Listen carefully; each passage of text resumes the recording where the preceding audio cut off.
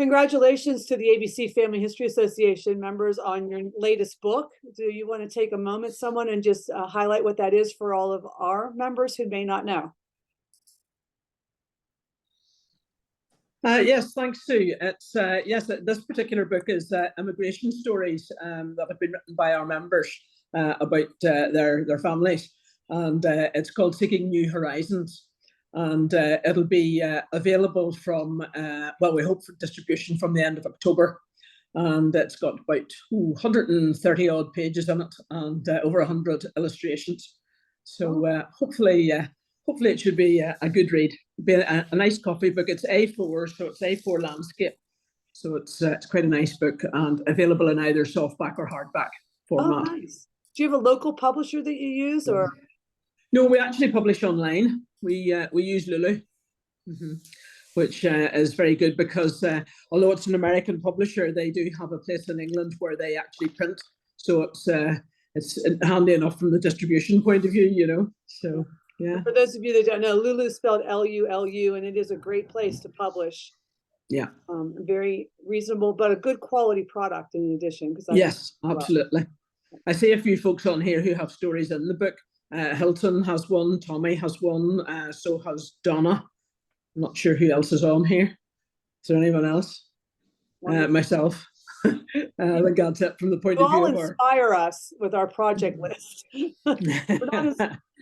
have become well established during COVID as a group, and so now we're looking ahead to projects. But yeah, you really all inspire us as a group.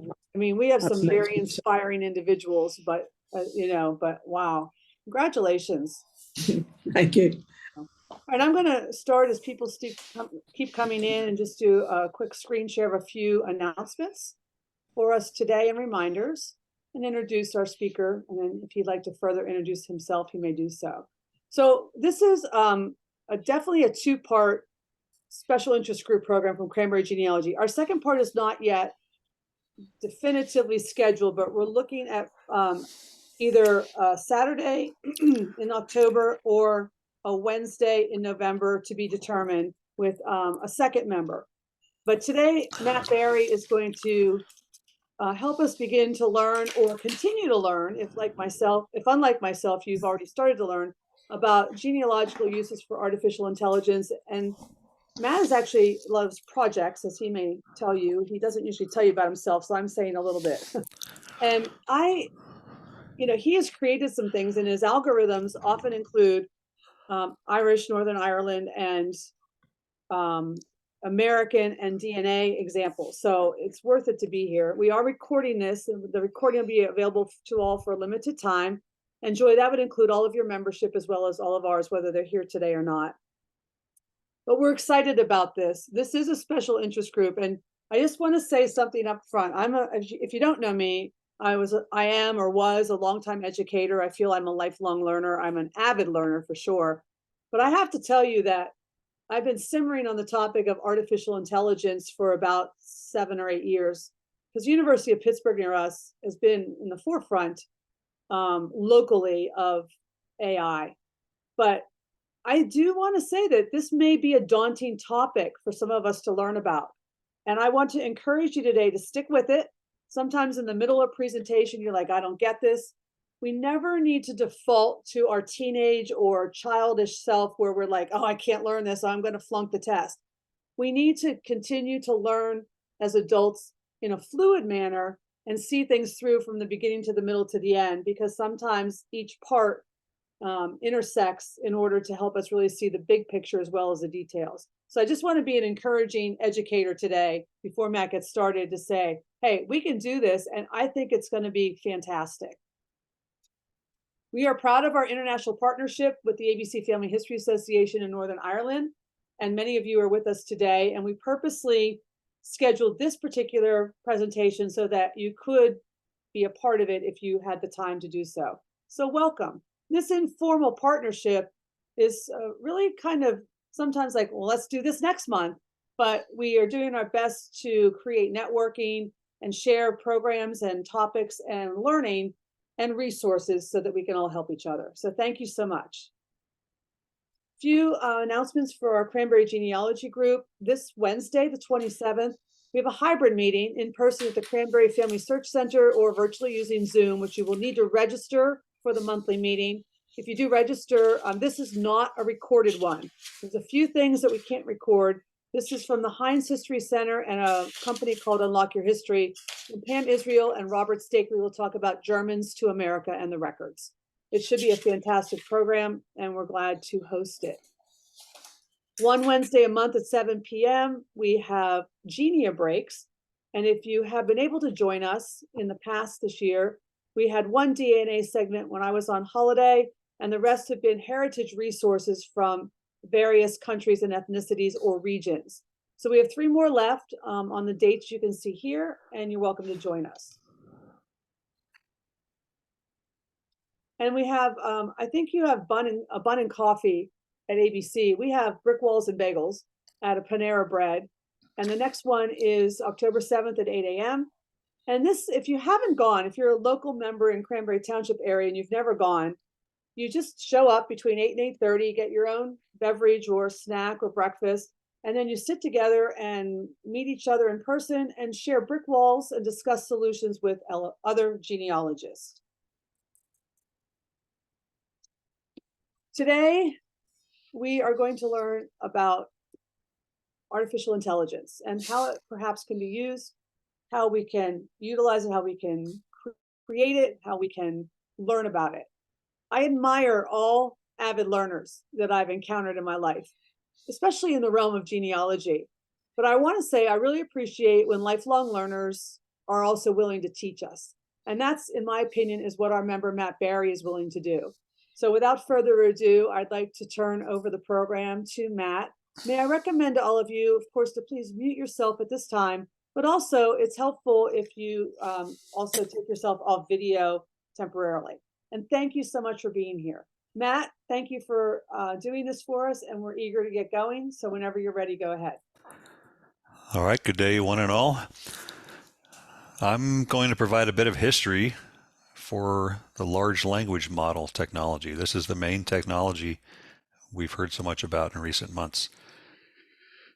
Despite its rapid pace of progression, I'll attempt to catch us up to the current day. I'll suggest how it might be used for genealogy, and in a future presentation, as Sue mentioned, our Betty Stoop will show you in more detail how she has put it to good use for her projects.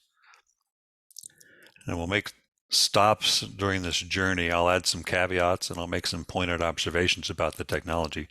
I'll suggest to you that some of the more distant ancestors of the LLM technology may offer solutions that are more relevant and better suited to your problems of interest than the large language model technologies. I'll claim, perhaps outlandishly, that the recent binge we have witnessed is due not to human sophistication, but rather driven by the natural laws of physics. I'll claim the science behind large language models is wobbly. It performs well in technical function, but no one seems to be able to explain why it works. And we're left with nothing we can say about its intelligence. This approach may leave us in a dilemma. At the end, should we be delighted or should we be worried? We'll learn the answer in due course. I have arrived at today's topic as someone with 40 years of professional experience with mission critical software, as someone who has held secret and top secret security clearances with the U.S. Department of Defense, and thus as someone who has witnessed the disturbing sights appearing on the malevolent side of human behavior. This LLM technology on the surface looks like magic. In the right setting and the right context, it can achieve impressive and exciting results. It can be quite helpful for work, for projects, for genealogy, but just like magic trick, once you've learned how it's done, the appeal can be lost forever. So I'd like to help you decide for yourself whether it's indeed magic. I'll cover a bit of the LLM's family history, what's in its DNA that shows the genes that's now expressing. Unfortunately, responsible parenting hasn't been widely practiced in this family tree. There are good cousins and there are evil cousins. So I'll share my thoughts about the technology, and afterwards you can share yours. This family history covers several decades. Interestingly, the notoriety of artificial intelligence technology seems to wax and wane over spans of several years, leading to periods known as AI winters and AI summers. First it's in favor and then it's out of favor. I wrote AI computer programs for credit in university 40 years ago. My father was director of artificial intelligence for Westinghouse Nuclear 30 years ago. I can tell you I experienced an AI summer back then, but that experience was quickly followed by an AI winter. During these changing weather patterns, a coincidence occurred a few years ago when technology cycles and AI cycles happened to meet in constructive interference and yield this unique and exciting LLM technology. So what was the coincidence, and why are we currently in a AI summer? Here's a one-page recap of those several decades. In the 30s, Alonzo Church at Princeton created lambda calculus. This in 1958 became one of the key features of John McCarthy's creation of the Lisp programming language at MIT. Lisp was very important in the early days, and both lambda calculus and Lisp are still in wide use today. In the 50s, Alan Turing at Cambridge was credited with something called the Turing test, which observes that if a user engaged in dialogue with man or machine cannot tell the difference, then the machine itself has achieved artificial intelligence. Both the Turing test and the term artificial intelligence didn't come along until later. In 1957, Frank Rosenblatt at Cornell invented a way to do pattern recognition with a device he called a perceptron. This is one of the early instances of a technology labeled neural networks, intended to mimic human anatomy. Our LLMs are implemented as neural networks, so this is a distant ancestor. We see the thread of neural network throughout this timeline with Ted Shortlift's backward chaining and the Meisen expert system in the 70s, Terence Stanowski's net talk in the 1980s, David Rumelhart's backpropagation in the late 80s, Terry Winograd's natural language processing in the 1990s, and then voice recognition, convolutional networks, adversarial networks, bidirectional encoding. These are all derivatives of the early perceptron experiments. Many researchers instead chose logic programming, not neural networks, as their focus. We see this starting with Alan Newell and Herb Simon in the late 50s at Pittsburgh's own Carnegie Institute of Technology, Alain Komorauer's Prolog language in the early 70s, Ben Kuiper's at Texas, and Ken Forbes at Illinois with qualitative reasoning, and my friends Michael Gelfand and Vlad Lifshitz with stable model semantics and answer set programming. Doug Lanatt's Psych project started in the early 80s. He decided to go big and try to capture all of human common sense reasoning in a knowledge base. He was simultaneously heralded and panned at the time, but ultimately created an audacious project that lives on today in a private company. Doug just passed away a few weeks ago, but he got to witness what audacious efforts like his can achieve. Others spawned creative threads for planning and scheduling in the 60s, Carl Hewitt at MIT, and later Richard Fikes and Nils Nelson at SRI. An intention-based version of this was done for reasoning about online procedure manipulation. That was done by my friends Mike Georgieff and Amy Lansky at SRI.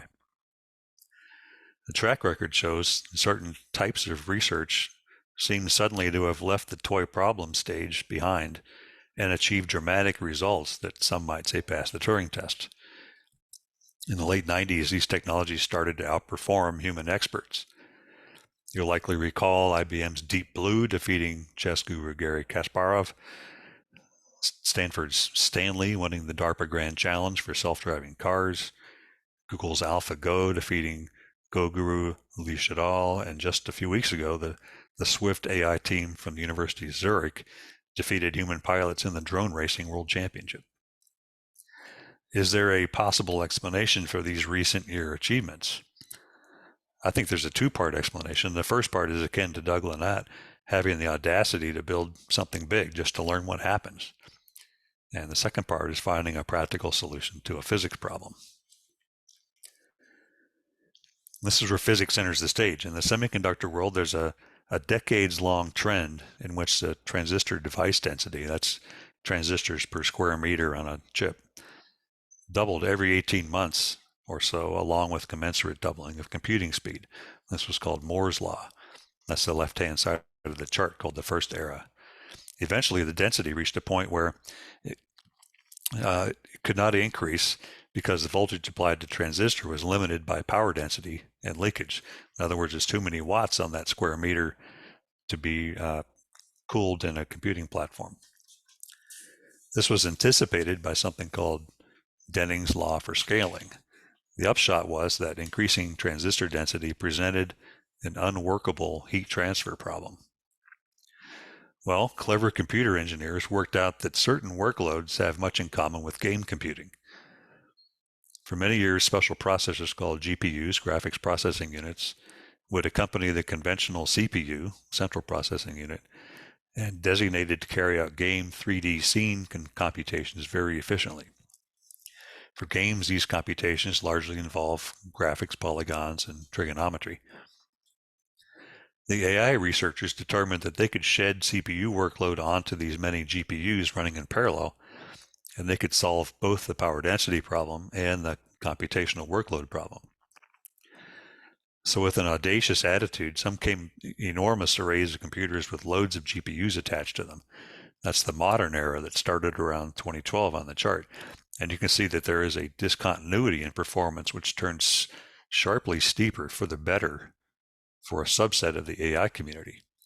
It seems fast-paced today because it is fast-paced, doubling performance every few months. The AI applications that won this hardware lottery were largely the large language models. These demanded thousands of hours of training, time doing quadrillions of simple linear algebra calculations that could in fact be more easily done on GPUs. The LLM applications won the lottery simply because the mathematical computations inside these applications turned out to be compatible with the new supercomputers, not because their AI technology was superior to alternatives. Unfortunately, these supercomputers are expensive and beyond both the implementation and operation capacity expense of most universities. Research efforts for these applications quickly migrated to commercial entities that could afford the expense, and that's why we see news today from Microsoft, Google, Meta, OpenAI, and many others, but not from universities. So let's have a look at what this technology does and how it works. LLM procedure is very simple. Given a series of words, generate the next word. That's all there is to it. Researchers learned through experimentation that it takes a very large and interconnected math model to make this look realistic. Fortunately, because the LLMs we use know nothing about the English language, nothing about syntax, parsing, parts of speech, the approach works just as well on many other human languages. It also works well on programming languages. Unfortunately, if you ask an LLM to explain its reasoning, it cannot. It knows nothing and cannot reason about anything. It's merely a word chooser.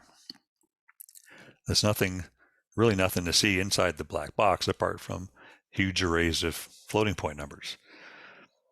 You might wonder how such a technology could avoid being dull and predictable in such a way. Well, researchers added a little spice by allowing the user selectable temperature adjustment that allows the program to choose another word ranked slightly lower than the optimum word in order to appear creative. Well, this creativity output is also how we can make these technologies hallucinate and wander off topic. So what are these huge arrays of floating point numbers doing? The algorithm encodes each token.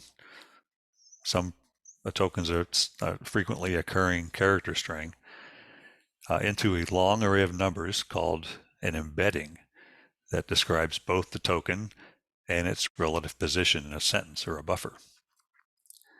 The algorithm multiplies these arrays through long succession of numeric filters whose values were learned during the training phase. This is similar to a long matrix multiplication problem. The result of the multiplications goes through a normalization step that helps to find the maximum value in the final array, which in turn helps to identify the token to be generated by the algorithm. Because it's generating tokens, these models are called generative.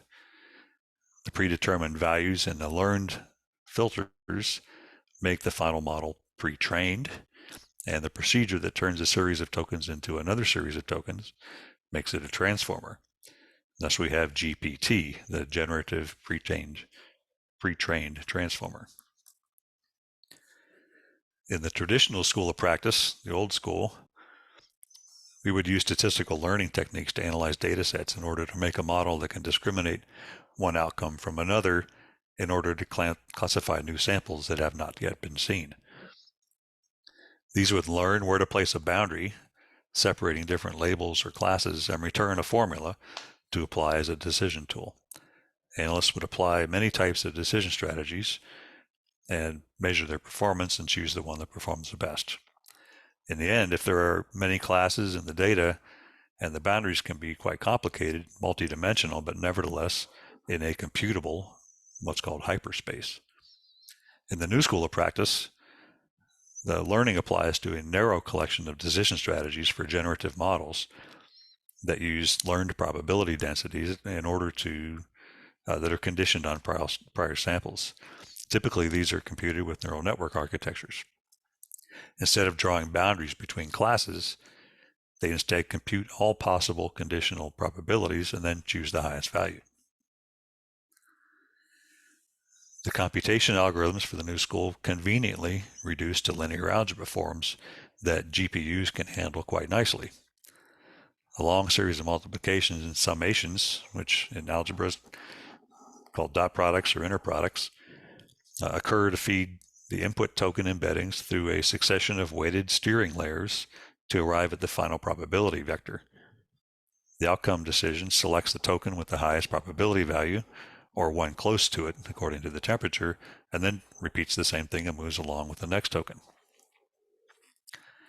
In 2017, the boffins over at Google Brain published a paper that captured the notice of a few researchers already having experience training LLMs.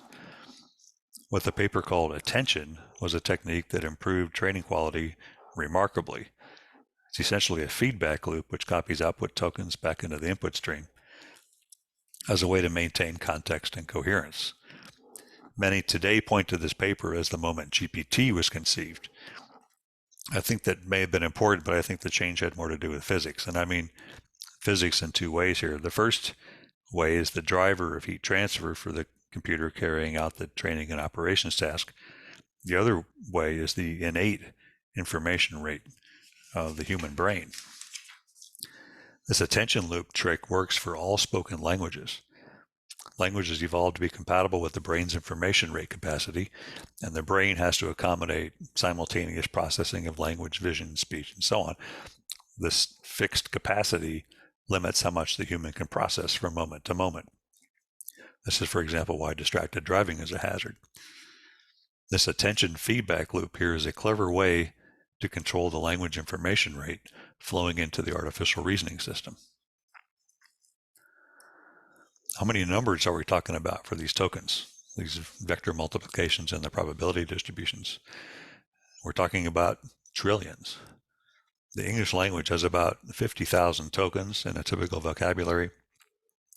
The learning methods typically discover 700 or more features among the token orders, adding token position values, weighted steering layers with learned parameter values, and output embeddings for the probability distribution. These yield billions or trillions of numbers for the computers to manipulate. When these neural networks models were smaller with just thousands of numbers, they worked okay on toy problems, but they didn't perform well enough on realistic problems. And now that researchers have given realistic problems a go, they found that while enormous models are required, they ultimately perform very well. Let's have a look at a family data sheet to see how big these models really are. Just in the past 5 years, companies have spent hundreds of millions of dollars training large language models. The permutations are fast and furious. Already, since I made this chart, Llama 3 and GPT-5 are on the way. Focusing on OpenAI's GPT-4 here, we see it uses a token vocabulary of 100,000 tokens, and its training stage developed 1.7 trillion parameters as weights and biases biases for its matrix multiplications. The training consumed 13 trillion tokens drawn from a variety of internet sources. The context memory used for conditional probabilities and attention was 64,000 words.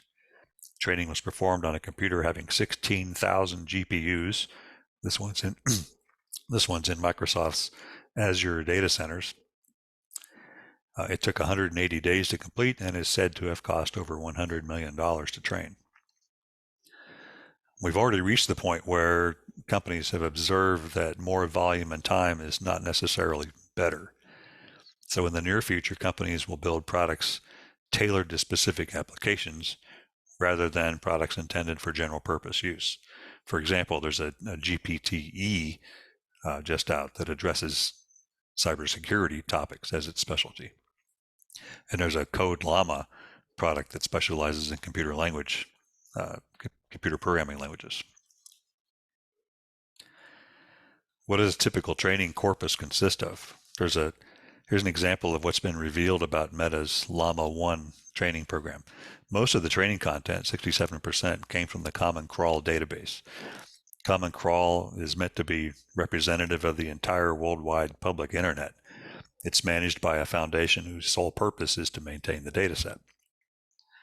There is both good data and bad data in this dataset, and it's meant to be representative.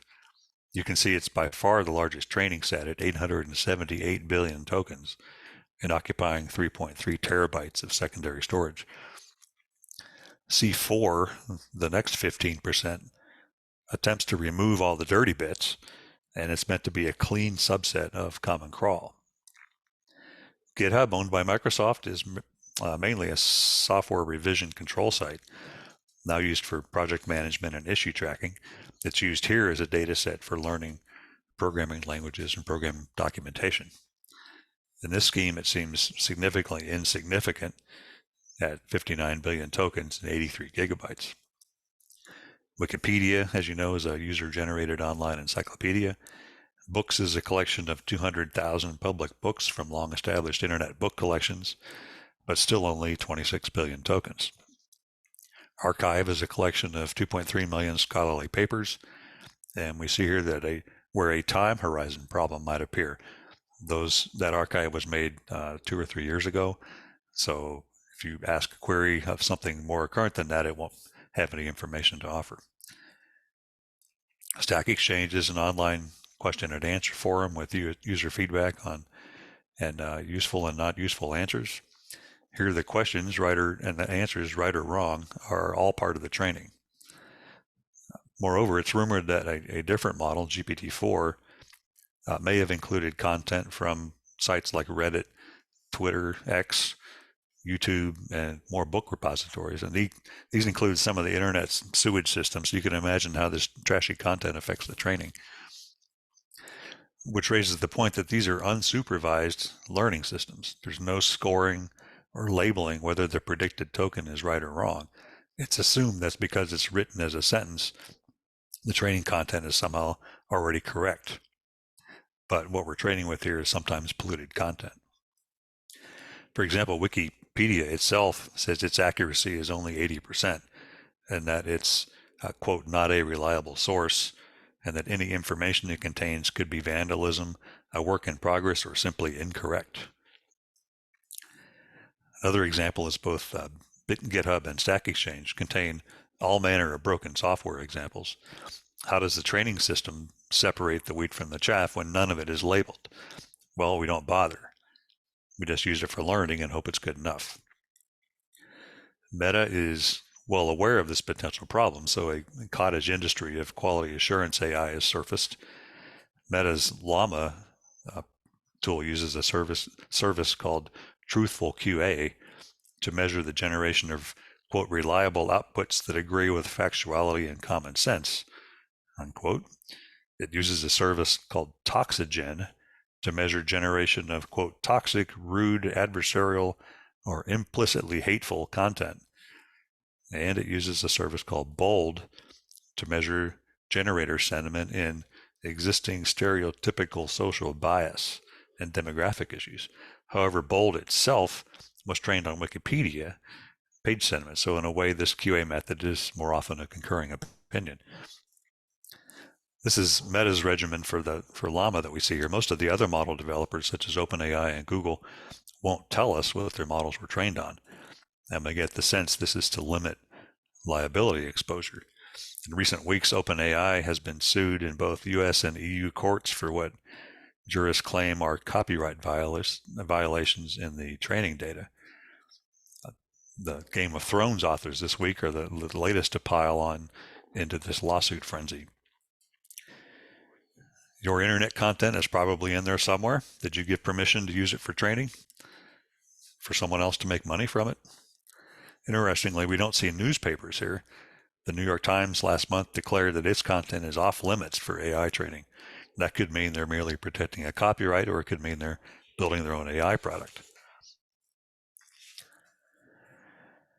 Here's the family tree for the GPT clan. This tree's root coincides roughly with the accomplishment of AlexNet and the subsequent construction of large language models. Successful branches have emerged over the brief 5-year span. Hundreds of millions of dollars were spent building large but simple generator models. ChatGPT, you've surely heard about, is a recent descendant of this family. It's created by OpenAI, funded largely by Microsoft, and trained in a special wing of Microsoft's data center alongside the beautiful Raccoon River in West Des Moines, Iowa. Microsoft now operates its version alongside the ankle-deep San Antonio River in San Antonio, Texas, as part of Bing. Google's Bard is also a cousin to the GPT family. It's now built into search functions, but also integrated into the Duet features in Google Workspaces. So they've been collecting data for this for years in all those capture replies that you've no doubt responded to, and they've been transcribing our voicemails all along. All right, how can we employ the good behaviors and harness this magic to help us with our genealogy work? Let's look at some ideas. LLMs are good at writing stories. You can ask the GPT to express a particular sentiment and style. Interesting genealogies involve many types of written products. There are new GPTs, such as the Mosaic MPT Story Writer, that excel at writing long stories of fiction. LLMs are good for note-taking, good for thought provocation, good for brainstorming. They're good for pointing to potential sources and archives, and for organizing research plans. With the latest additions, they might also help with language translations, making images, restoring images, making videos, cleaning up text and speech, and making audio recordings. I like to try to use them to consider multiple scenarios and to develop decision frameworks for supporting or rejecting my genealogy hypotheses. As Sue mentioned, Betty Stoop will have a presentation for us in coming days showing more concrete examples of productive genealogy work she's accomplished using these tools. Now, suppose the major genealogy sites decided to train an LLM on their records. Is it conceivable? Is it feasible? Would it be profitable? All of these record collections would provide excellent content, especially if someone comes up with a way to express the implied meaning of each record type. It would be especially fun to query such an agent about existing trees.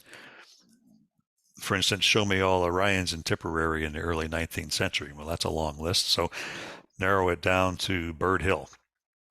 Which of these families are later found in New South Wales? Which of these are later found in Minnesota? Altogether, what we know about Ancestry's content amounts to, by my calculation, roughly 1.5 trillion tokens. This collection appears to be about the size of the training set used for GPT-4 that we just covered. Is Ancestry willing and able to make a genealogy agent from its own data? Is it worth a potential $100 million training expense, followed by a $1 million a month operating expense? Ancestry's computing is largely on Amazon's cloud, and while Amazon Web Services offers GPUs that make this possible, AWS is not the cloud of choice where any of the others have trained their models. AWS is far too expensive at retail rates for training large language models. Moreover, Ancestry is notoriously stingy and conservative, so given its track record, its owners, lately predominantly GIC Private Limited, which is the Singaporean private or sovereign wealth fund, and the Blackstone Group, might not find such a product to be a worthwhile investment. What about other types of AIs beyond large language models? There's a lot we can do with conditional probability across record sets and DNA evidence. These do not need to take the shape of neural network models. What's better is they can offer estimates of confidence in the results that neural networks can't provide. There's a lot we might do with search methods to perform conditional searches weighted on weighted evidence support, cross-repository searches, and so on. Currently, we genealogists are the magical mechanical Turks assembling these searchable relationships in the service databases. And we've all experienced cases where the suggestions from Ancestry's through lines or MyHeritage's theory of family relativity are polluted by someone else's broken assertions. And apart from rejecting the suggestion, there's little hope of recovery. There's still more neural networks might do. I, for one, would like to see an additional handwriting recognition tool, especially for Elizabethan Latin. Many visualization tools are emerging that can help to visualize people and places in different time periods and to reconstruct representative buildings from maps across time. We might integrate work performed by researchers in genome-wide association studies to help with automated pedigree reconstruction and simulation. For Irish and Scottish clan families, this can help unite current pedigrees with ancient records and burial site evidence. I've done some work on my own applying answer set programming techniques to the problem of reconstructing grandparent autosomal DNA profiles from multiple sibling results, which amounts to an automated and provably correct form of visual phasing. Betty will have more to say about this, so I'm really going to identify some of the AI-related tools offered by the main genealogy sites. MyHeritage has been the most prolific offering AI applications. Its time machine, deep nostalgia, and photo data tools are very creative and fun to use. They can even be helpful from time to time. Ancestry and Family Search focus on AI technology for consuming and managing their record collections and offer a little hint of it directly to their customers. When we use large language models for genealogy, what limitations should we bear in mind? We must first appreciate that LLMs ultimately cannot exceed the boundaries implicit in their training sets. When they do, they tend to hallucinate and make little sense. When they exhibit cutoffs explicit in the training set, they don't have current information. LLMs typically cannot understand math problems and logic puzzles unless they've been trained on relevant patterns that they can then reapply. It's possible to use symbolic manipulation tools that are very good at logic and math problems, but with LLM storytelling, that's an integration of very different technologies. Similarly, LLMs cannot work natural science and engineering problems unless they've been trained on queries being on the query being posed, although this might not be a limitation that's of consideration for genealogists. Although you can ask for step-by-step instructions, LLMs cannot explain their reasoning. That is how they came up with these steps. They typically cannot cite sources and certainly cannot explain the quality and boundaries of their own so-called expertise. There are several ways to try these online tools. Hugging Face has become the repository for open source models trained in different sorts of expertise and applications. It's not the easiest of sites to navigate, but it has large collections of models. For instance, the Mosaic MPT StoryWriter model I mentioned earlier is available on Hugging Face. I didn't see there any model for history, for genealogy or Irish genealogy at these sites, so I made my own, derived from a neutral model, and maybe we can talk about this later. You can use Bard, ChatGPT, Llama, and other large language models through online services like OpenAI, Perplexity AI, Reworks Agent GPT, Baby AGI, God Mode, Cognisys, Find, PHIND, Bing, and so on. These alternatives seem to expand daily, but they're largely the same magic behind the curtain.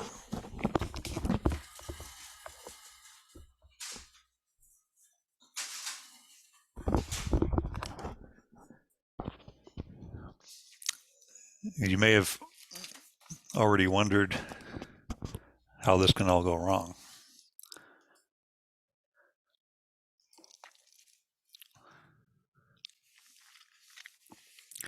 Many commentators assert that OpenAI in particular let the cat out of the bag by prematurely releasing GPT-3 and ChatGPT to the public before tightening the restrictions. You can read the company's own assessments of how the public right away used the technology for dangerous or evil purposes, such that the company had to go back and try to prevent these queries. Researchers found that over 40% of the computer code that GitHub's Copilot AI agent produced contains security vulnerabilities. I can concur with this finding. I feel that about 50% of the generated code is effective and time-saving, and the other 50% is rubbish. Can novices tell the difference? No, they can't. And they'll place too much trust in the agent. Meta's short-lived Galactica model was trained on millions of scientific papers and websites that one supposes was thoroughly vetted and peer-reviewed. But within hours of its release, it was, quote, spitting falsehoods and pseudoscientific babble, making up citations that never existed and inventing papers written by imaginary authors, unquote. Amazon last week declared it would help product sellers to use its chat agent to help write product descriptions. Should we trust these any longer? Most say it's a responsibility issue, that the company or inventor has to take some responsibility if AI provides dangerous output, and there will always be some residual liability for the company. That's why these companies lately have run to the government regulators to ask, please, can we be regulated, in order to lay off some of the risk onto the public. Reacting to this movement earlier this month, the United States Senate proposed a United States AI Act, which establishes requirements for licensing, legal accountability, export control, transparency, and consumer and child protection, imposing obligations for human review and safety breaks for consequential decisions. This will probably remain fodder for special interest groups for a long time before passing any legislation. However, just this week, the UK Parliament passed its online safety bill, which will include regulation and punishment for online terrorism, child exploitation, fraud, and so on. There are stiff penalties, but there are also an enormous regulatory burden imposed by the government onto companies of all sizes. It's apparent from these actions that the ethical debt already baked into the technology that we have to scurry about and manage the consequences. All of this action and reaction begs the question whether we can legislate good behavior. The large language model, large-scale techniques already apply equally well to other communications modalities such as speech and image and video. Recently, we've seen a barrage of new text-to-speech, speech-to-text, text-to-video, and other conversion services being offered. Prediction of the next word helps to verify translation. Large-scale vector databases help offer embeddings for image creation and so on. The image and video generators are pretty good and appearing in unsuspecting venues. Zoom recently changed its privacy policy to allow it to capture our speech and video during calls like this one for the purpose of AI training. An uproar ensued and they half-heartedly backtracked, but you should expect this to be done everywhere. Activision started putting AI speech-to-text analysis into its online games like Call of Duty in order to moderate the chat stream of 60 million players and report misbehaving moderators. Clearly an Orwellian universe there. Facebook this month changed its privacy policy for generative AI data subject rights, giving the company and its third parties rights to your content unless you opt out. Nevertheless, it harvested content from 28 billion fake accounts before deleting them. Google's Duet service can attend meetings for you. It can take notes and write summaries and make video clips for you upon completion. But is it standing in for you on someone else's behalf? 2 weeks ago, the United States intelligence community issued a cybersecurity alert to be extra vigilant regarding the proliferation of deepfakes, including but not limited to text-to-speech, images, and video. These technologies make deepfakes easy to do and increasingly compelling. With just 3 seconds of speech recording, such as a short voicemail message, it is possible for a malicious actor to fake the speaker's voice for all subsequent speech. Just an image or two is sufficient to generate malicious images and videos, and deception is easily made viral. Just ask GPT how to do it. Defective or polluted data sets are used for fine-tuning or for retraining other subsequent versions, and these propagate poison and other defects in the databases. A good example of this is the researcher does not exist site linked here. It's created by Ian Mulvaney in County Galway just to make a point. There's a nice photo and a profile for Neve Martins, but no such person exists. This point is that you should never trust what you read online. It's equally easy to make fake voice messages for liabilities, work, family, medical, employment, social engineering.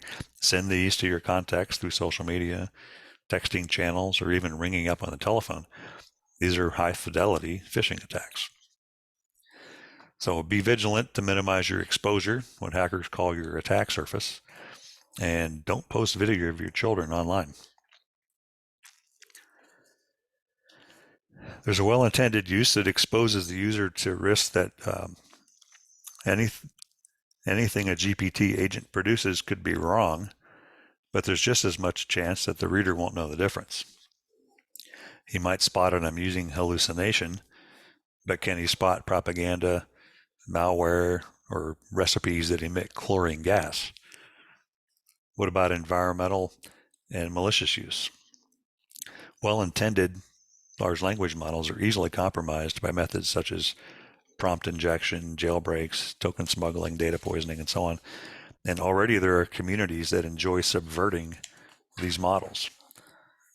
Malintentioned language models are just as easily created from scratch.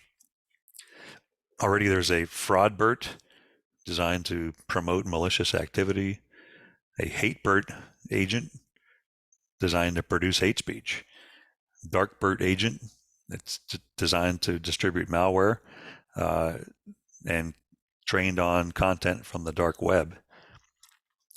The poison GPT agent, which would introduce poison data sets into otherwise trusted language model supply chains.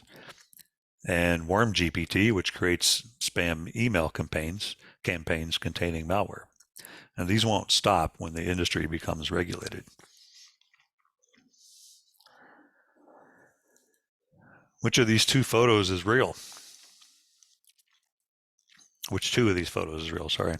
The real men are my second great-grandfathers, Garrett Darcy from County Wicklow and Fergus Flanagan from County Galway. 8 of these were faked by me in one click, doing permutations on the originals.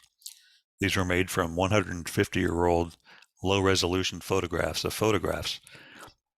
You can imagine doing this from a high-resolution photo taken today would yield uncannily good results. Videos are just as easily made and perhaps even more impressive and equally fraudulent. Sounds are even easier to fake. My message to you is that from now on, you probably won't be able to discern the difference between a real photo and a fake photo. So be diligent about what you consume from genealogy galleries. Summing up the risks, that suggests we're not far removed from the Blade Runner movie. In that movie, the entire screenplay revolves around the question of how to perform authenticity tests. And just like the characters in that movie, we may have to impose emotional reaction tests as one step in authentication. And yet we're left at the end of the movie with the lingering question, did the audience trust the wrong character? So on that cheery note, let's wash up. We've arrived at our destination with mixed feelings, perhaps. Are we seeing a set of exciting, shiny objects that are attractive but fragile to the touch? LLMs have impressive performance, and when given a scorecard, they can learn to boost their own scores. But is that intelligent or merely game playing? They're telling us what we want to hear, and therefore it can be satisfying, but they're equally prone to breakage. They can be made to hallucinate. They can be made to blather on without meaning or context, or emit words that resemble Finnegan's Wake. Their built-in guardrails attempting to steer toward appropriate content are easily defeated, and that's called a practice called jailbreaking. I find myself with the position of using these tools with a sense of adventure, with eyes wide open to the danger of placing trust in these black boxes. I do use them for work, but I'm aware that 50% of the time they're just wrong. And once in a while, there's a nugget of good idea in the tailing that's sufficient to hold my interest. I'll be curious to learn what your sense is. So I'll leave it here with a thought to ponder. In just a few years, those physics-friendly computers in the cloud likely will have the capability to process models having 100 trillion parameters at about the same $100 million cost. 100 trillion parameters is roughly equivalent to the number of neurons involved in human cognition. Will this equivalence lead us to more risk, or will it leave us with new and better capabilities to continue the adventure? Thanks for following along.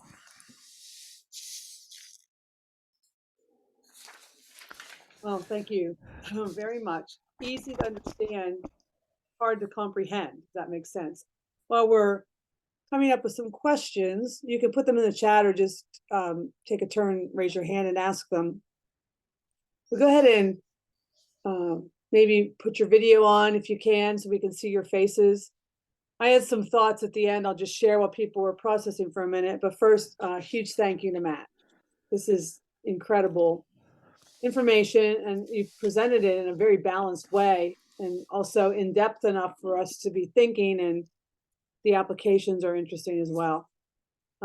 This is being recorded. I'll edit the beginning where we were chit-chatting and so on, and we'll make that available. Sometimes listening a second time does help. And this was outstanding, Matt. Thank you.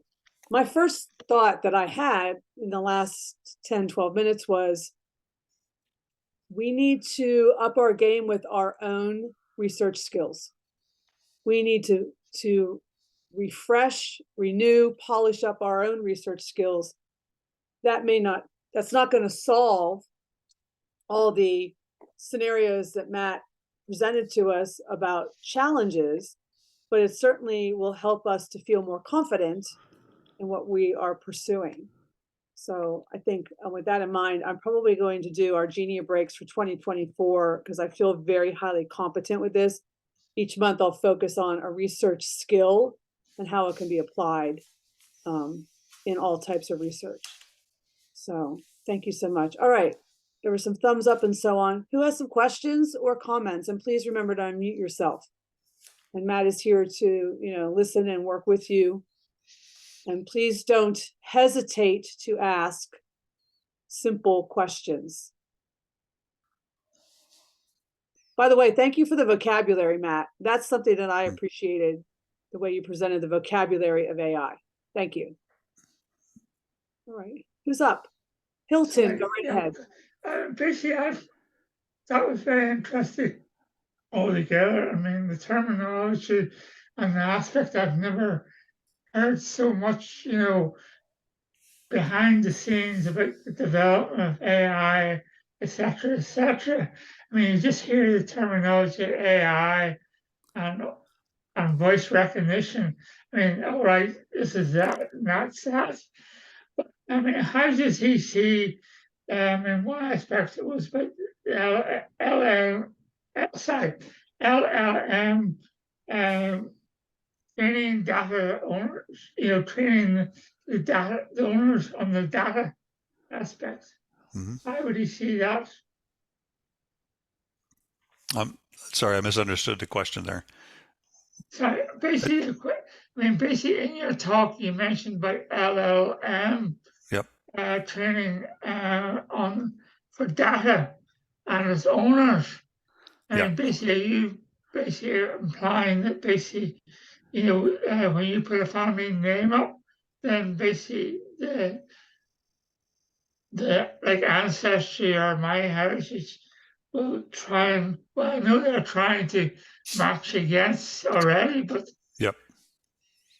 but again, at the same time, I've come across one. Now I have a big suspect on the person because there's so many Marys, Yeah, and I think I understand the question. So the today the hint system, for example, in Ancestry will suggest to you, perhaps through lines or perhaps through other hints, that a particular parent might be involved in this family, and it will suggest a name and a place from somebody else's tree. That's the only way in Ancestry those hints get developed. What should happen is that that hint is supported by other evidentiary works pulled from its own resources. And the fact that it's not doing that says that's difficult to do, but it also says that's an opportunity where AI can offer a tremendous amount of support. This is part of what I suggested is synthesis. This can synthesize the trees by assembling all the records, but the AI has to understand how to read a census record. It has to understand how to read a vital record certificate, a birth certificate, a baptism record. It has to understand that these are related somehow. But it can only do that. It could probably do that based only on mathematical functions like probabilities. These are in the same time and place. There's a time and space dimension. There's an evidentiary support dimension. All of this has to be factored together. And what body of work do you use to train such a system with? You can go back to professionally built trees that do have all the evidentiary support attached and say, here's a good example of what this tree should look like. Now go apply it to these other trees. And it will just synthesize the tree and offer, it's maybe even grade itself on its performance. This is a grade C level tree or a grade A level tree, just based on the records. And so that will succeed in some areas where there's a lot of documentation available, and it will fail in others where there is no documentation available. It will hit the same brick wall that the rest of us hit with Irish genealogy because there's no evidentiary support for it. But it can speculate. So this is where DNA becomes part of the story. Perhaps if there's a DNA collection that will break through the brick wall another 100 years or so and say these families are related, they must be related, but because the DNA says so, we just don't have a birth certificate for you to prove it. That's a great example, Matt. Thank you for your question, Hilton. Jennifer has her hand raised. Go ahead, Jen. Thank you. Thank you so much, Matt. That was that was more than I ever learned about AI before. And I appreciate too all of that history was very important. I really enjoyed seeing that timeline of the origins and how we got where we are now. So that's very, very, very good. And I think I was on the same page as Sue when you started talking about the fact that we really just have to be, even more rigorous about our research, as this becomes more part of genealogy. Yeah. I think that I tend to be, and I try to encourage other people to be, not to accept through lines for, at face value. You always have to do your due diligence. You always have to look for the documentation.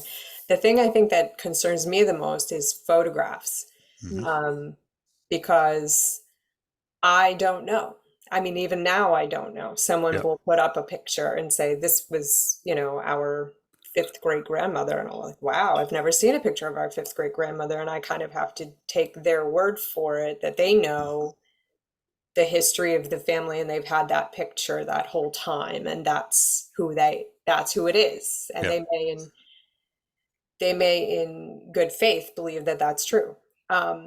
And at least it's an old picture that was in the family for a really long time, so there's a good chance it was. But with AI, creating pictures, and I know you just showed us an example, is there any way for pictures to have some kind of data encoded in them that says whether it was created by AI or whether it was a scan of an actual photo or something of that nature, or going forward, if that can be part of when we're doing genealogy? So if you find a picture on Ancestry, Yeah. this was AI created.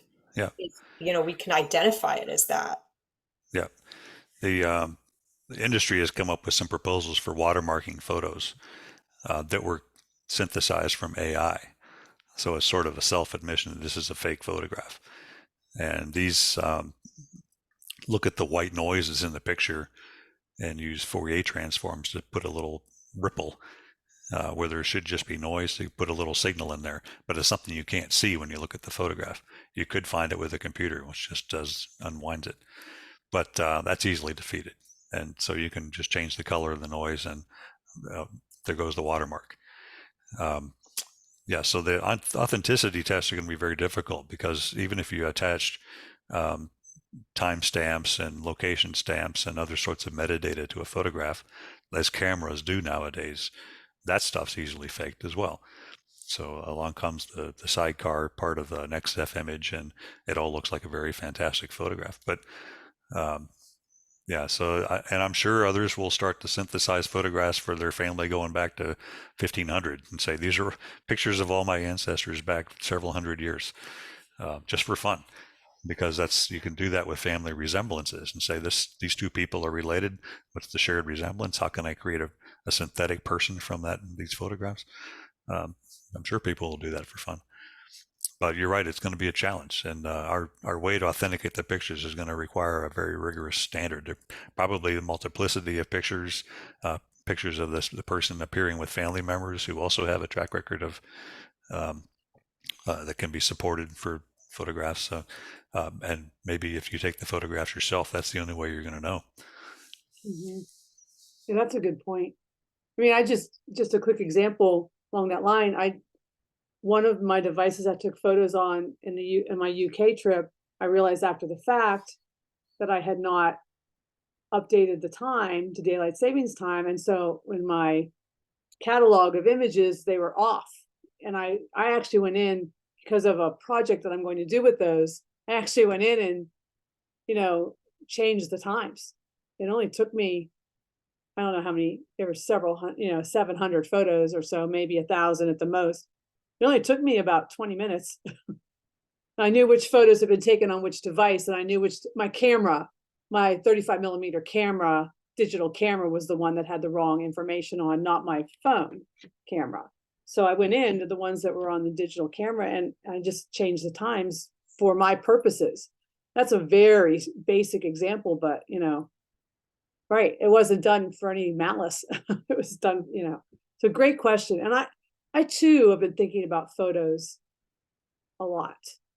I think that I know I'm trying to think now what I want to do and what I want to do with scanning some of the historic family photos I've recently received from elderly family members. And I haven't done it because I've been waiting to see with AI, where am I going to put the photos, kind of thing, Matt, I had two questions. Number one, did you reveal to us which two photos were your actual ancestor? If so, I missed it. And if you didn't, In the row 1, the second one from the left was the real person, and row 2, the second one from the right, was the real person. Okay, fine. I had another. Some of those are better than others, fakes. I didn't try very hard. If I were to do it again today, there's a new version of that. I use the DALL-E tool from OpenAI, and there's a new version of that, version 3, which is uncannily good.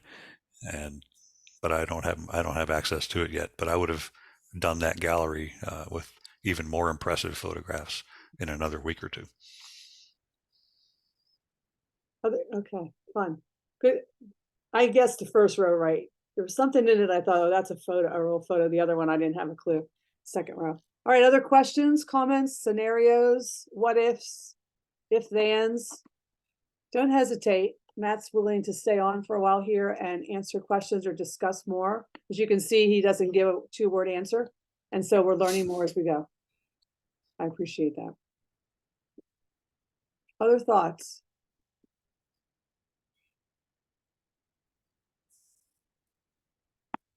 Betty, no pressure, but if you want to jump on and say anything, you can. You don't have to. Betty is here. She will be our later speaker at a date to be determined, and later in the fall or winter.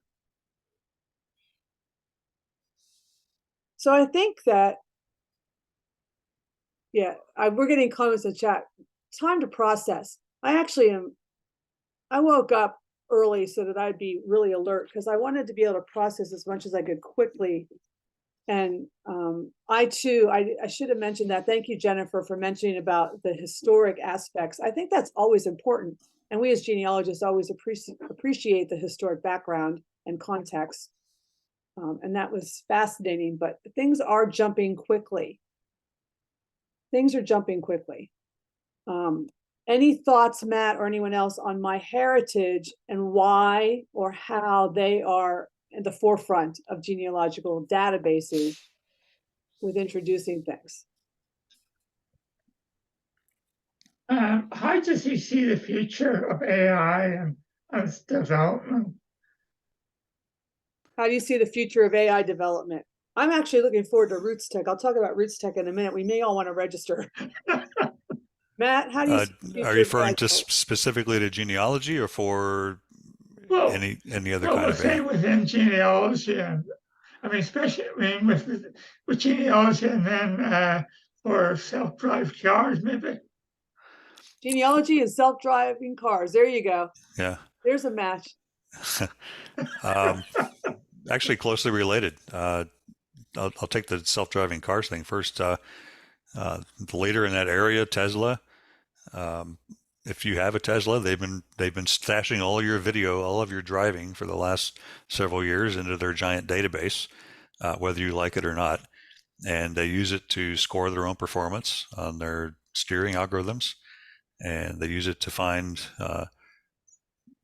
scenes that cause the decision making to go wrong, and then they try to repair the navigation systems that can handle that scene.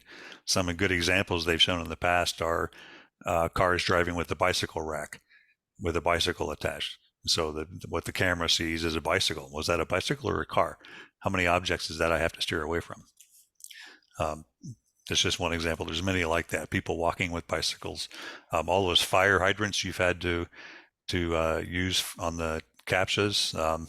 They already know the answer to those CAPTCHAs. They want to see what humans think looks like a hazard or something to steer around. It's curious that all those things are related to traffic, isn't it? Or most of them are related to traffic. Pretty soon the content will change to something else. Tesla recently dropped all the other sensors from its platform, from its car platform. They used to have ultrasonic sensors and audio sensors and radar and whatnot. Now it's exclusively vision. They think that by putting cameras in all the corners of the car, they have 12 cameras, I think, that's enough. But those are all using neural network models, large language models that are on board the car, but trained in some data center in California. And they moved it to Texas, so it's now in Texas. Tesla, a couple of weeks ago, announced the biggest AI computing platform, sort of leading all the others in terms of the number of these GPUs available. And it has giant shared memory, the biggest ever accomplished with a supercomputer. But it's a car company building this platform, this computing platform. And that's so that it can do better at training these neural networks on how to do vision for driving. I think there's a long way to go. I'm not sure it'll ever be safe. People that sit in the driver's seat with an automated steering tend to say it's more exhausting to sit there and watch the autonomous computer drive the thing than it is to drive yourself. So it's just better to turn the autonomous vehicle off and drive the car. But I think we'll see that we've seen this in trains. Trains have operated this way for since fuzzy logic was introduced in the 1980s, 40 years, train control. I think the greater advance for car navigation will happen when the cars collaborate with each other. So if they can agree that I'm going to turn left and you're going to turn right, and they somehow communicate this in real time, that'll improve the safety quite a lot. Pretty soon, the roadside will also be transmitting "I am a hazard," instead of just showing a road sign, a warning sign. It will communicate electronically to the vehicle to say, "This is I am a warning sign." Already, we see this in airplanes. Airplanes communicate with each other. I'm going to go up, you're going to go down, and they negotiate this in real time on the fly. They've been doing this for 30 years. So we know how to make programs do this for safety. It's just that the infrastructure for self-driving cars is not in place at all. And so we have to sort of, it's a wild west, we would call it in America, for driving and autonomy. But turning back to genealogy, I think the biggest help for genealogy will be in the better suggestions for record hints, integrated hints, multiple record types to create one hint, not just a proliferation of one or two suggestions based on single records. I think it'll help pedigree construction, cousin determination for any sites that have DNA.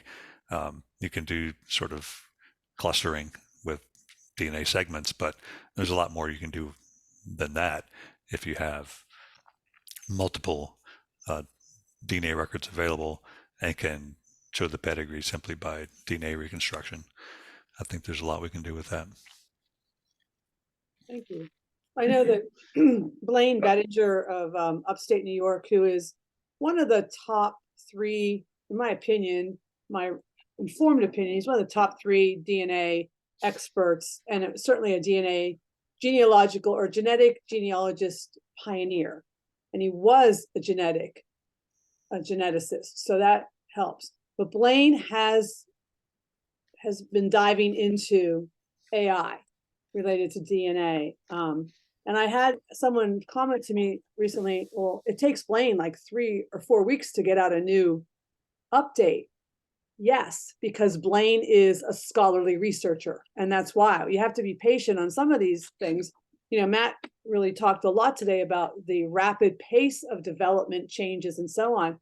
But then we have others that are doing the more in-depth, verified, scholarly research that will help. And Blaine's particularly working with DNA clusters, which is why it popped in my head as Matt just mentioned that, DNA clustering.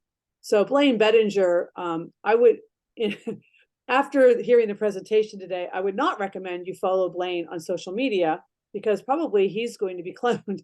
But I would recommend you go to his websites and work from there. He also has a book that's about to be published, I think it's going to be published in October when they have the Association of Professional Genealogists conference. That's my understanding. And APG, of course, is an international organization. So that's a great place to do that. All right, Betty has raised her hand. Betty Stoop from Cranberry. Go ahead, Betty. Thanks for being here. Sorry, I missed the beginning part of the presentation. I got you covered on that. Don't worry. Okay, thanks. I appreciate that. Something came up unexpectedly. So I don't know if you've already talked about this, and apparently my camera's not working either, but you were asking about my heritage. So I don't know if you covered this earlier or not. No, you came in when Matt was covering that. Okay. So I've used it when they first started. I kind of fooled around with it for a friend doing some of her story for. And the thing with my heritage is that you have a set of voices that you can use. You can't clone your own voice. You can't do that. So it's, they have different accents and everything you can use. So for me, that's pretty safe because people know that it's not somebody's cloned voice that you're going to be using. So, but it actually was pretty good. There was a few little flaws in it. The speech pattern, you have to type it phonetically and not the way it's actually spelled, or else it'll come out with some weird pronunciations because of the way we spell things. So that's one thing to be cautious of. But also, the gentleman I used, what was interesting, that the picture I used for him, I didn't realize it, but this gentleman, he's been he passed away like 20 years ago, but I guess he had a problem with one of his eyes. And I could never get it to stop doing something on the video part of it. Well, when she was looking at it, that's the first thing they said. They said, oh, look, they've even got his eye going the other way. And I thought that was just really Wow. strange and interesting that it did that. But as far as if you go on like LinkedIn, there's a lot of groups for AI right now. And it seems to me that there's a lot of engineers around the world that are creating different AI applications. And there's a lot of redundancy. So I think to Matt's point, you do have to watch out. You know, for one thing, you need to make sure that you need to vet these people, if you're going to use any of them, to make sure that they're legit and they're not going to be using something nefariously. But also, I think eventually all these engineers are going to come together, and I think there's going to start getting to be some uniformity in some of the applications rather than just a lot of one here, one there, a couple people here, a couple people there. But there's a lot of interest. I think eventually it's going to all settle down into different companies, different software like there is now. Thanks, Betty. Good insight. I thought of another example. I believe, I don't know all of you, and I can't see all your faces, but I believe we all would have been young adults or older when the internet came in. Mm-hmm. And think about, I mean, it's not a parallel example, but when the internet first came into businesses, and then I can't remember if it was schools or homes next, but all of a sudden there was a jump, like a time jump almost, like jump the shark, as they say in, you know, serials of books and television. All of a sudden we jumped the shark and it was just so commonplace. And then, you know, in the mid to late 90s, as young people were born, they're native to the internet use.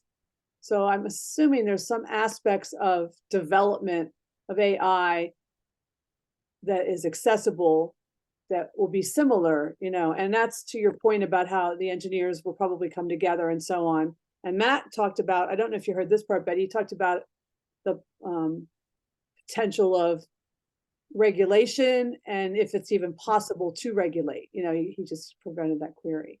Yeah, I don't know if they're ever going to be able to really regulate it. I think different countries, same thing they're going through now, different countries are going to have different rules and trying to get everything together. But yeah, it's like you said with the way when the internet started, and just with this, there's a dark side and a good side to it. One of the things I think of as far as cloning your voice, the medical application that I saw somebody write about was, consider if you're injured in an accident or you're a soldier and you're injured and you can no longer really speak, but you have a small child and you want to be able to read to them. Oh. Now, if you've had your voice recorded, they could maybe clone it and do the text to speech where you now could sit there and read a book to your child. Oh, wow. I mean, there's things to consider that way. Just like everything else, there's going to be a good side and a bad side to it. And we just have to be vigilant with the bad side. And it's going to get to be more and more difficult to tell if, one of the things is going to be right now is the inflection on words. But I'm sure eventually they're going to be able to master that too. So it's exciting times and interesting times, and every time we do some kind of a technological leap, things get even more interesting and more dangerous at the same time. I don't know how many, I didn't set up any polls for today, but just informally with like a thumbs up, or if you're on, just how many of you did your initial genealogical research by going to repositories in person and, like, let's say pencil and paper? How many of you started your research that way? So that divides some of us when AI is introduced, because a lot of people, I know that in the different local classes I teach or lead, I had to really adjust how I was teaching genealogy about a decade ago, because I realized that's approximately when the DNA became like so popularized, let's say, because of great marketing and so on. And then I realized that I was talking about records and techniques that people had no idea about. And there was a gentleman, some of you know him, his name's Rob Boston. I met him through the North Hills genealogist, and he's very scholarly, but I was actually shocked to find out that he had never held a document, that he had done all of his research online. And he was stuck with brick walls and obstacles to his progress that another person and I, Sue O'Connor, we sat down with him at 2 of our sessions at Northland Library, because we had enough other people to help the others there, and said, okay, step 1, we had to actually reteach the process. And because of his own college major and career, he actually didn't have research skills. I taught English, and I have media degrees, and I have communications degrees, and then I have a library science, information science degree. That's all research-based, reading and research. So for me to be a successful genealogist is not surprising. But, other fields and areas of study, if those individuals or any of you don't have the experience going to a building, a courthouse, a little rural repository of the local family histories, and looking at things. And in America, this is a different problem or issue, let's call it, than it would be, in countries with longer histories. But you have to really adjust that. So if you've done all of your research online, like I'm just always thinking, for those of you that don't know me, I'm thinking about articles and things I can research to help others learn for themselves. But if we may have a segment of avid genealogists who are quite scholarly, but don't have the boots on the ground skills that may be needed in authenticating moving forward. That's where I'm thinking, and it's just a brainstorm that I'm sharing. Jennifer. Just in response to what you're saying, I'm one of that generation that's only done online genealogy. And I know, of course, that I must be missing records, but that's more to do with geography. I live too distantly from where I can go into the repositories.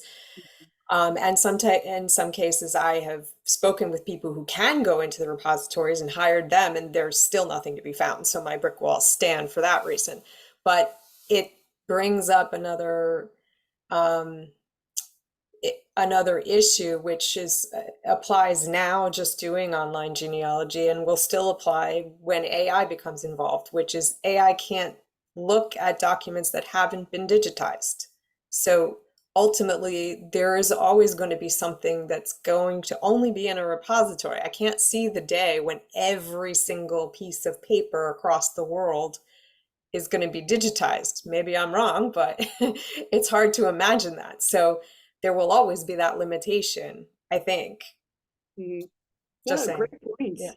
Thanks, Jen. Great points. Anyone else?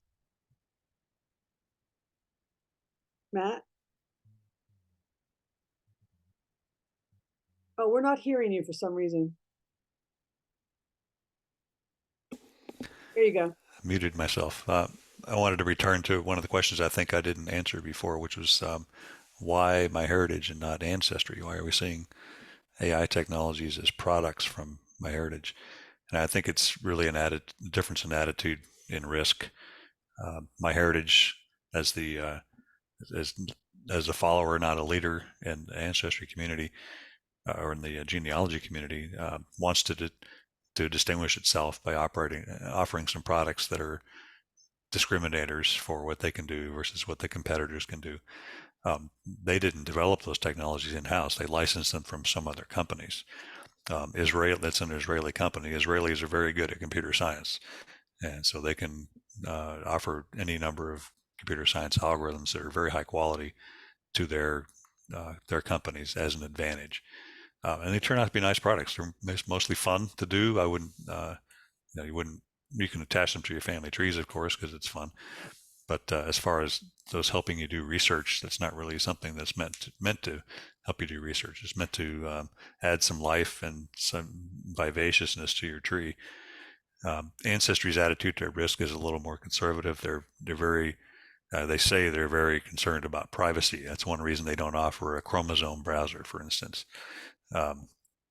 If they were to offer a full suite of DNA tools, they would probably attract more.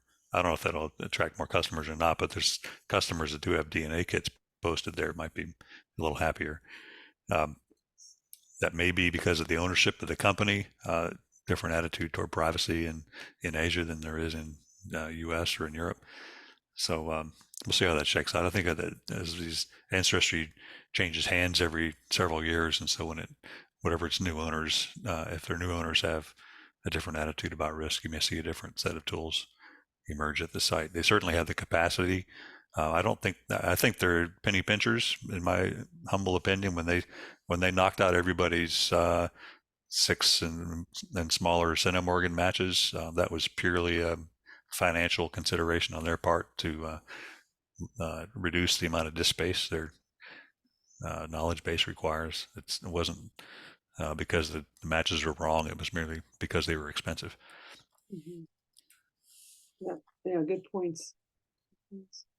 And as we continue here for a little bit, or as long as you'd like to, are any of you reading anything, books, blogs, programming related to AI, genealogy, history, that you could share, that we can add in the chat, that we could use as a resource for each other, share as resources? I know Matt probably has a book list, because he always does, which I appreciate. And anything that anyone's following.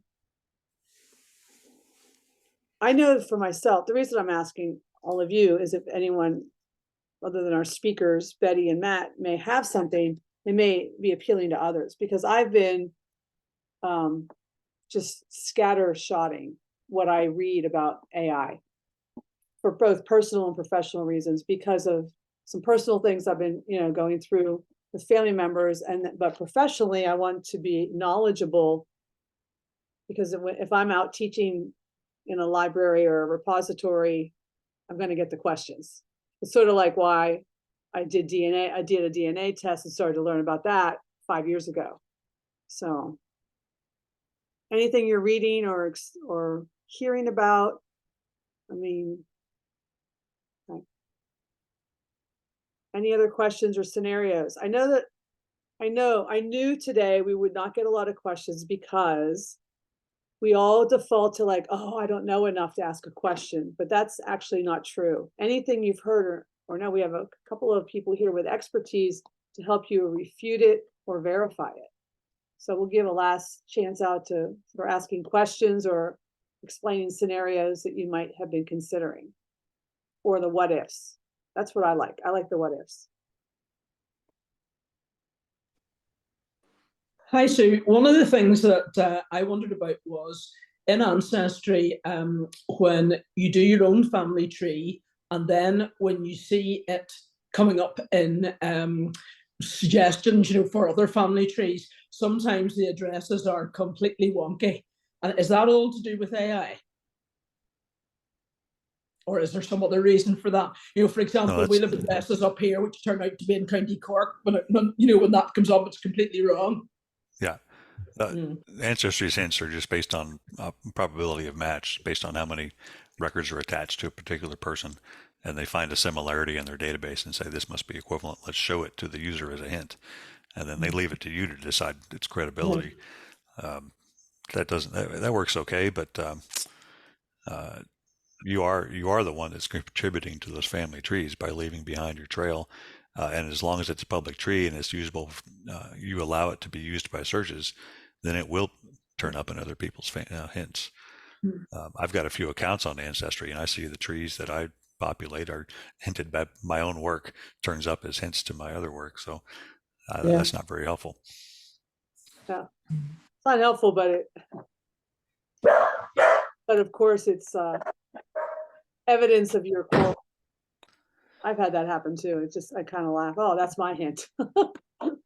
Yeah, I but started doing we have to retreats. ask the question: who's leaving behind rubbish trees? There's people out there creating fake trees, putting incorrect and provably incorrect records attached to these people, and just making a tree of a couple hundred people, and that's going to show up in hints for somebody. And there's Yeah. nobody out there to police it and say you have to take that tree down because it's rubbish. Mm. Right. And that's Yeah. been an ongoing issue, and now it could be complicated. Thanks, Mhm. Jennifer. Yeah, one quick thing that they could do, which I really like that MyHeritage does, is that when you have, for example, you know, with MyHeritage calls it a theory of relativity, Ancestry calls it there's through lines, and MyHeritage you have the option to reject it. Mhm. And so this is something I think when I'm thinking ahead to AI, that this is feedback for AI that, oh, this wasn't right. You know, now I can go and, you know, use that as part of my knowledge going forward. Whereas on Ancestry, I have no control over it. I can't say that's not right. I have to do my best to reach out to the people who created the bad trees based on wrong information and see if they'll fix them. And they don't. So And I have a strong opinion about that. We should not take the time to try to correct other people's trees, because I think that's an impossible task and it's overly time consuming. I think we should focus on our own tree. And those of you that have sat in my workshops know I'm a hint rebel. I try never to use them because I don't have time. I don't want to take the time, you know. I just had the experience in northern Scotland, my dad's paternal line, where I was able to connect the immigrant who came over as an indentured servant after the Battle of Dunbar to the next generation back.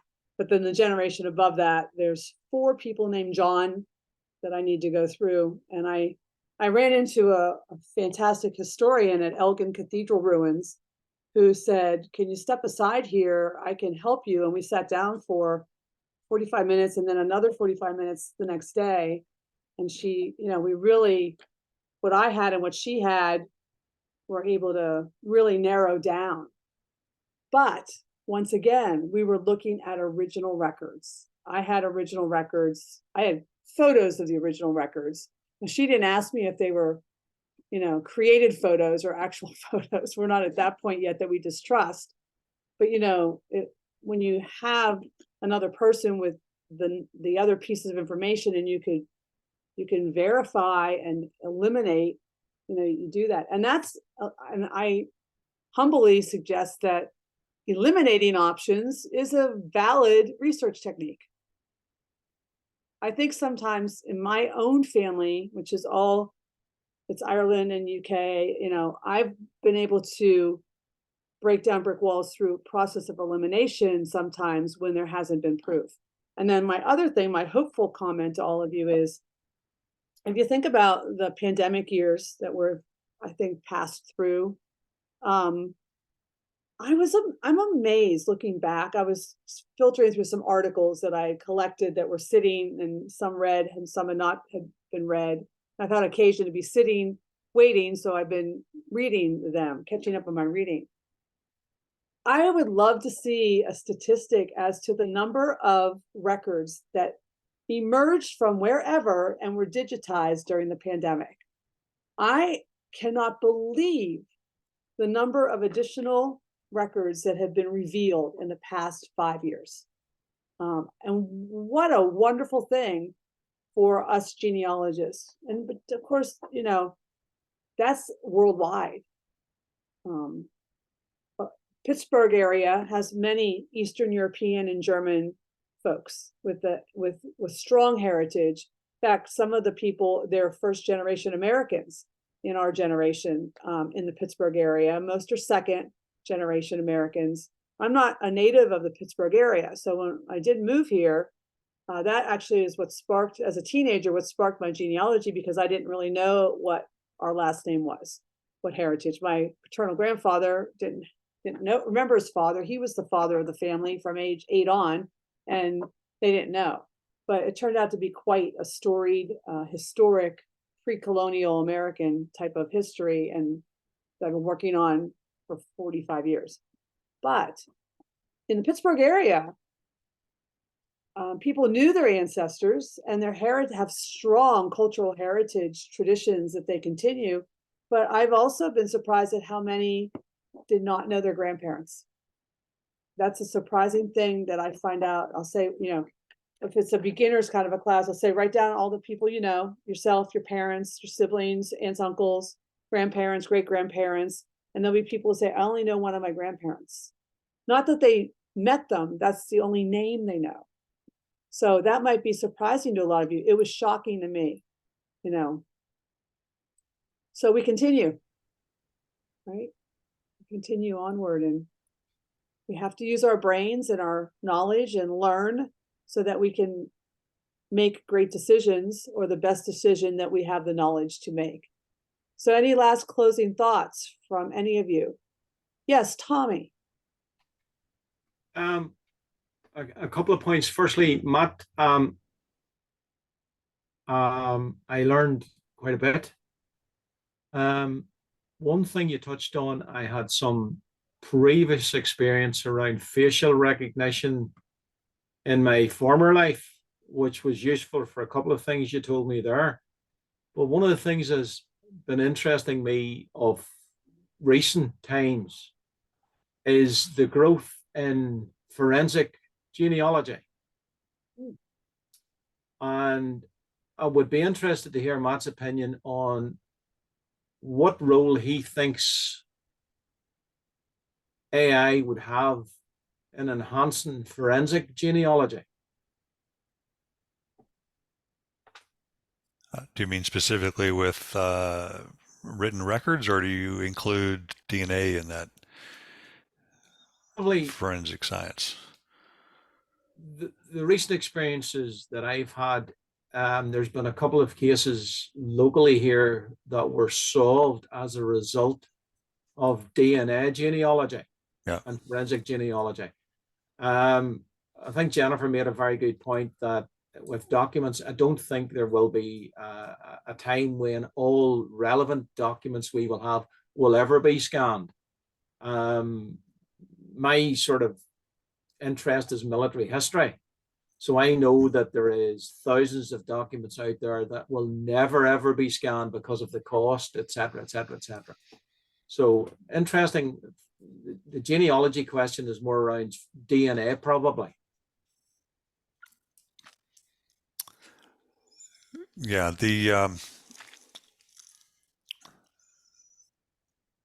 I think the science behind the forensic genetic genealogy using DNA is pretty well established, and it becomes a legal argument about what's available to be compared.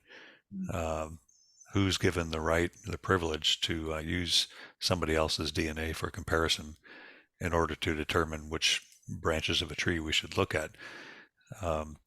That's another one of those things where the cat got out of the bag before the internet was probably the first one, released way too early. It had gone wrong from day one, and we're still dealing with the consequences from 50 years ago. HTML for websites is another one. Genetic genealogy is another one. There's so many examples of irresponsible use of technology once people learn how to do it. They get excited about it and use it for the wrong things. And we all suffer the consequences. But I think introducing AI into that forensic genetic genealogy, I'm not sure that I would introduce a large language model for that problem. I would use some other AI technology. There are very well established probabilistic methods that on my history chart, I didn't mention Yuta Pearl at UCLA, but he did very excellent work on probabilistic interpretation of decision making. But probability, of course, started with the Greeks, and so we've been carrying that around for 2,000 years. And that, for forensic in particular, because it's able to offer a confidence value, and how strongly do I believe this result mathematically, and the whole body of statistics we can bring to bear on this problem. Here's my confidence level, here's my 50% confidence level, and this is the sort of thing that now is admissible in court as evidence. where you can say that DNA, not only DNA, but here's my argumentation about why these two things are related. And you can either say you have low confidence or high confidence based on sound statistical methods. So there's a lot of AI and probabilistic reasoning that I think could be brought to bear to forensics. But I would also extend that to the document the record relationships to that decision making. If you can support a DNA relationship with records, certified birth records and things like that, that should be part of the testimonial that you give for the veracity of your conclusion.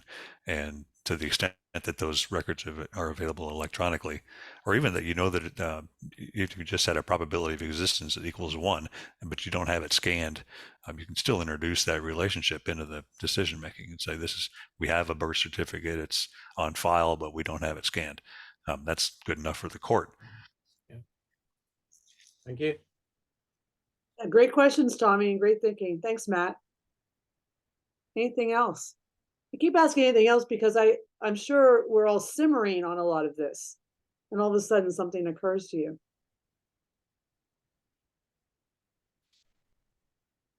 Matt, did you have a plan for sharing? I mean, I can make, probably the best thing to do with the recording is to make it available on our website, or link it, send it to each of you for a limited time. Yeah, just to whet your appetite for those that have endured the discussion so far. This actually, my presentation today started with a different presentation. So I decided last spring to build my own GPT because when I went to Hugging Face, I couldn't find any history GPTs for any historical topic. I would love to have one for military history or for Irish history, because that's where most of my ancestors are from. So I said, I'm going to build my own. I know how to do this. So I downloaded the bits and pieces and I cobbled them together as a good engineer, and I trained it up and got a confidence value up to where it should be for confidence on a data set. I trained it on several hundred Irish history books.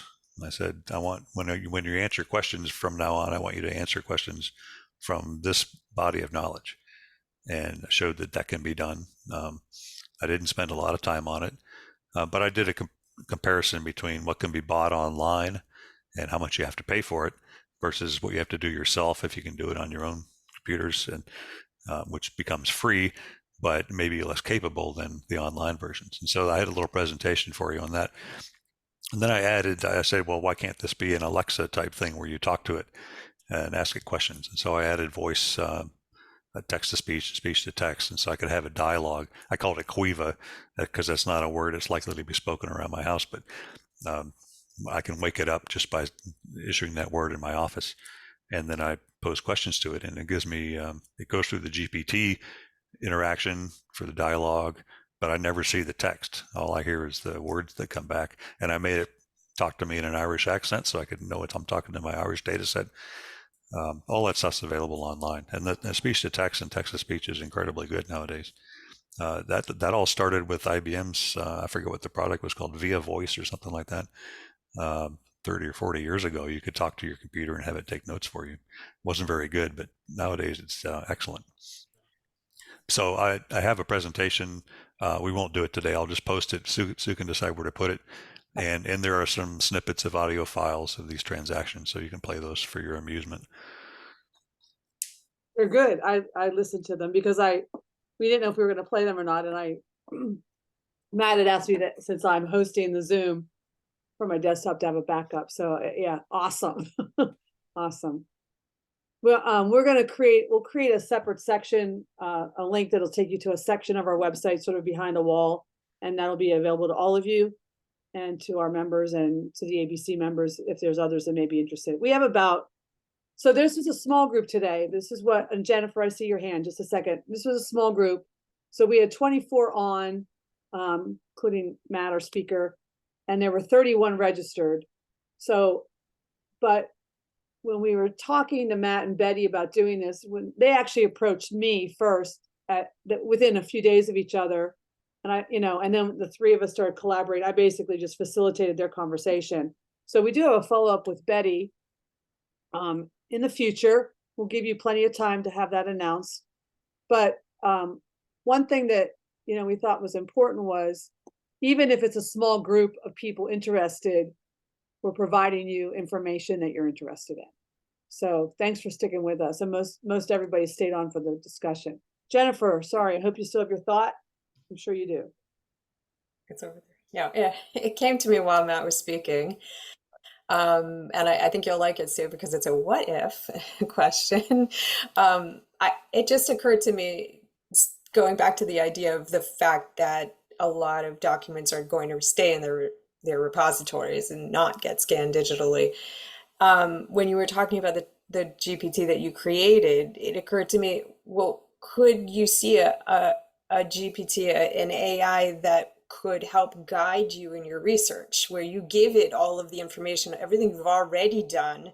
It's like, okay, I have these documents, but I don't have a document for this, and I think it's from here, and where else can I go to look for documents, and what kind of documents am I looking for? What repository out there exists that might have these records that aren't online? Do you think that, because you were saying you used books, Irish history books, to educate the GPT. So could you see that kind of thing in the future, where it could give you a research plan? Yeah, I've used it for just that thing. And in fact, I think I mentioned one of the better uses that I found for it is to help me prepare for a research visit to a library.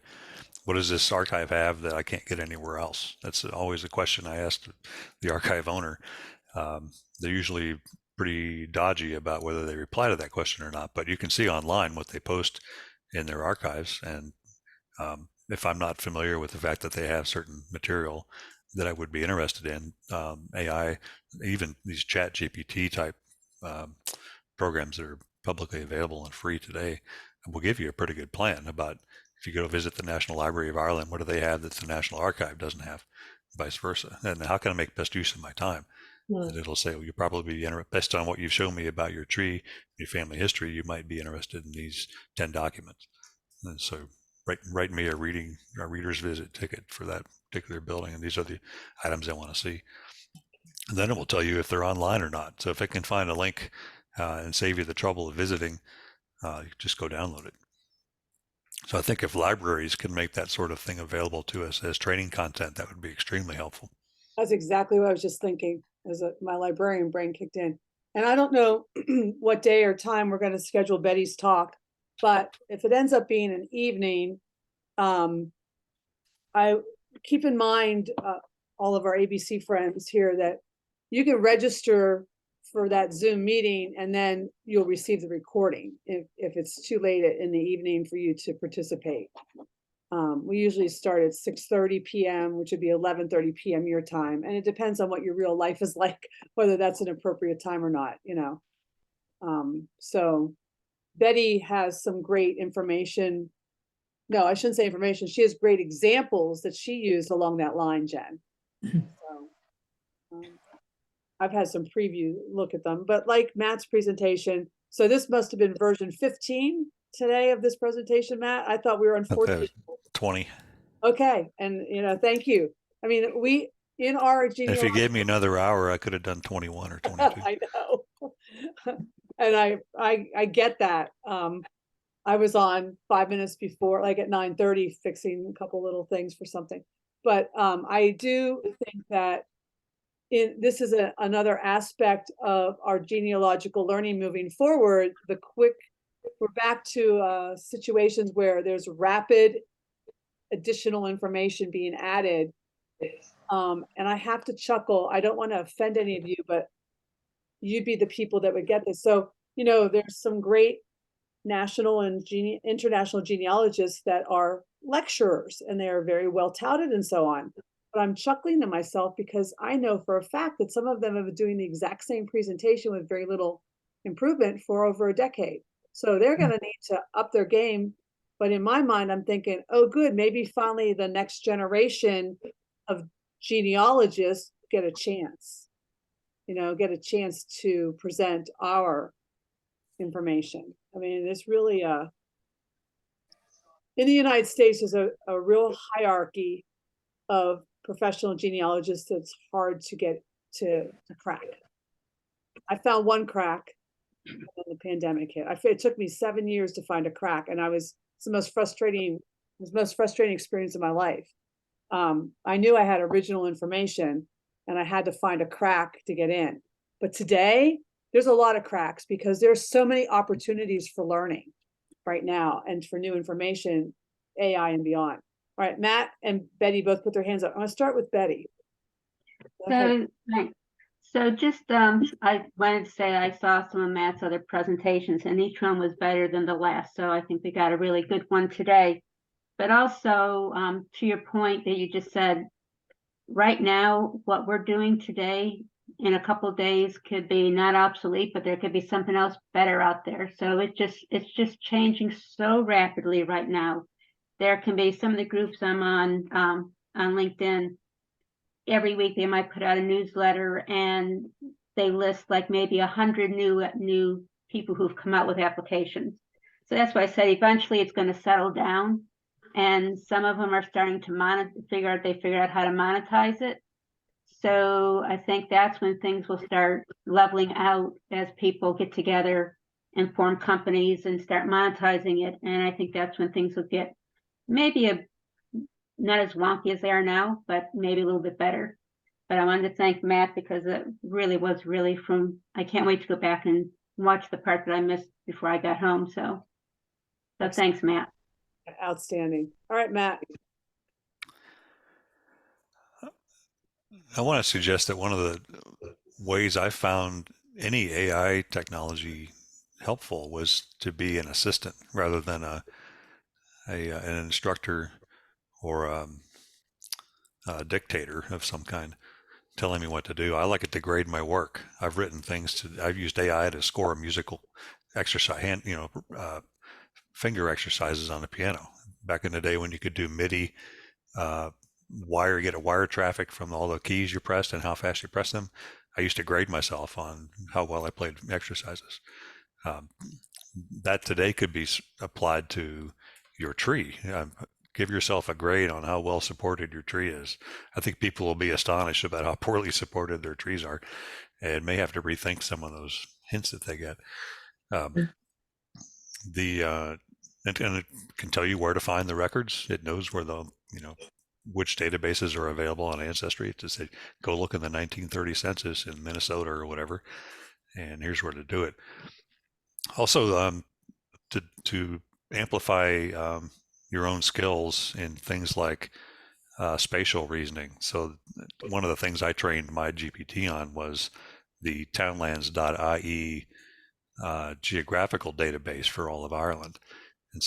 And I also supplemented that with, so that database will give us townlands, civil parishes, electoral districts, and baronies and counties with perimeter maps around them and all the townland names in both Irish and Gaelic. I added I got from the church, the Roman Catholic parish perimeters. And so I put those in the database. And what I wanted to do was be able to ask the GPT simple questions like, what civil parish is this townland in? You could look that up itself, but do you get more? It's more helpful when you get more complicated questions like, tell me all the townlands within 5 miles of this particular house, regardless of which civil parish they're in. And if they have multiple names, you can sort of rule out the ones that are distant and keep the ones that are close. And show me how that changed over time. The perimeters may have changed over time. Certainly the residents, the locations changed over time. Those are sort of things that, in fact, people aren't very good at thinking about. Many people aren't, but some people, it comes right to them. So this is a way to amplify the skills for those that aren't able to think about maps very well. Those are excellent points. And you're right. We don't always need to be the instructor or the dictator or the initiator. Yeah, I love the musical. Grading your work, grading your own work. There you go. That was always at school less controversial than switching papers so that someone else saw your answers and mistakes. So there you go. All right. Wow. Lots to think about. Great chat comments coming through. Thank you for sticking with this. Joy, we'll make sure you know as soon as possible when there's a follow-up. Thank you. Share with everybody, and we're glad to see you all and spend some more time with you. And mega thanks to Matt and also Betty, who we'll see more later, but Matt for doing all the different versions and for staying up to date. But also this was a very outstanding presentation. I've heard a lot of your presentations. It's one of the 2 best I've ever heard from you, because it was so easy to acclimate it, a topic that, we may have been concerned about adjusting to and learning quickly. You did it. Good job, and keep sharing. I think what I said at the beginning, I meant not everybody that learns and invents shares, and you do very generously. Thank you very much on behalf of everyone. Thank you.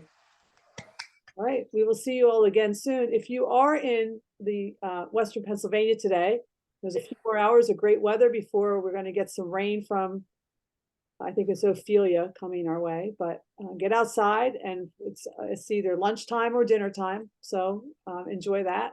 Thanks, everybody. Have a great Saturday. Matt, thanks so much, Matt. Thank you. Bye.